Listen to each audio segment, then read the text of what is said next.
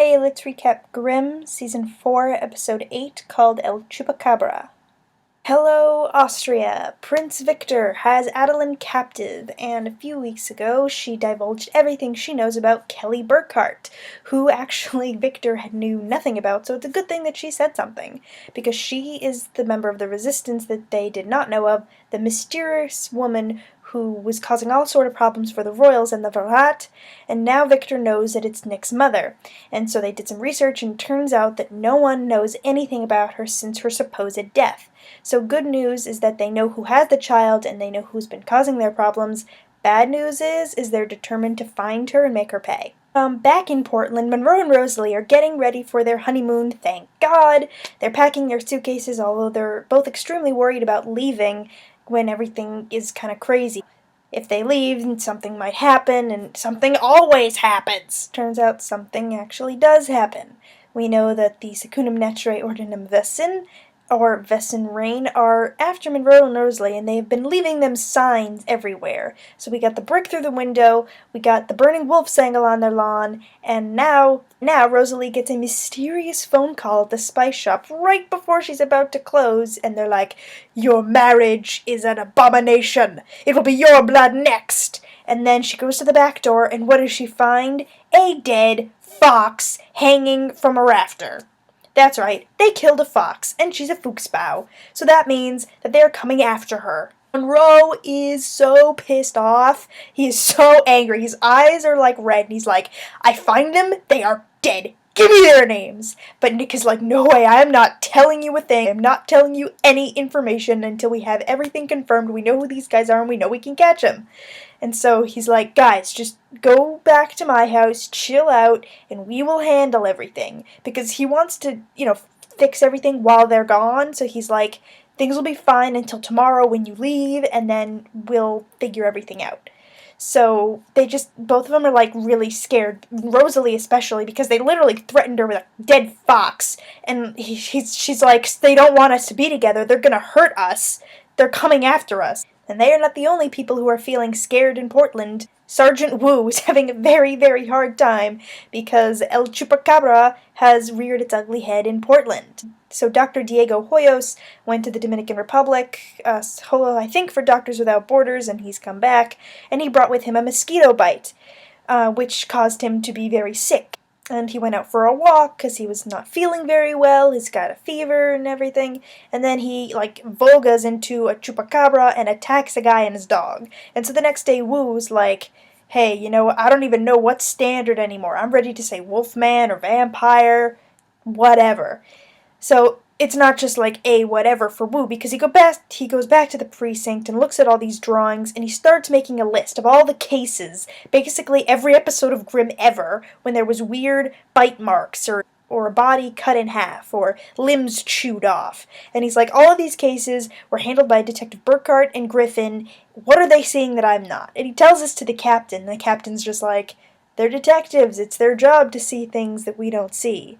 When he's really saying, he sees them because he's a Grimm and they're vested.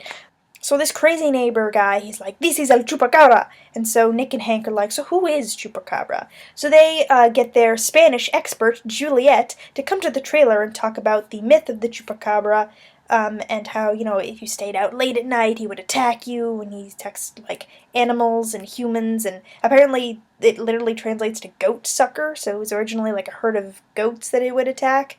But however, it actually turns out it is a Vesin. It's a Waldrayor, and that's how Nick pronounced it, and apparently it's a type of Vesin that gets a disease like leprosy or malaria or, passed by a mosquito bite or something. So that's why Diego has it, because he was in the Dominican working and he got bit by a mosquito. Another attack happens at the hospital where they work. His partner Gabriel, who was with them in the Dominican, got attacked by supposedly Diego, and Nick and Hank are like, "Yeah, that's the guy, it's gotta be." So they go to his house where they meet up with Wu, and they ask his wife, who turns out both he and his wife are coyotals, or coyote-like Vesin. So then the husband shows up, and he Volgas into the Chupacabra, or the Voldrayor, and starts to attack, and So Wu and the detectives run into the house, and Nick and Hank are like, it's Chupacabra. They go into action. But Wu's like, oh my god!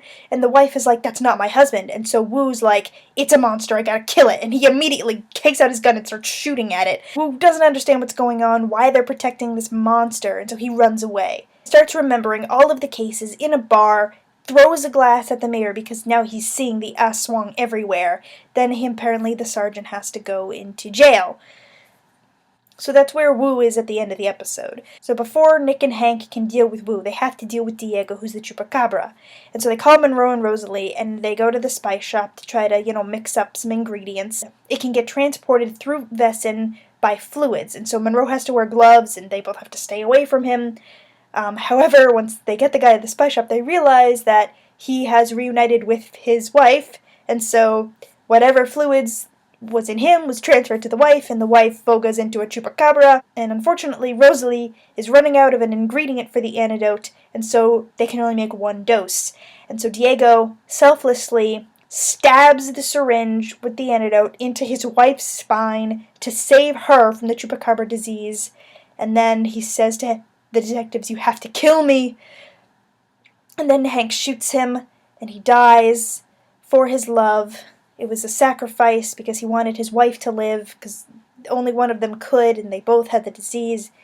It was very, very, very touching.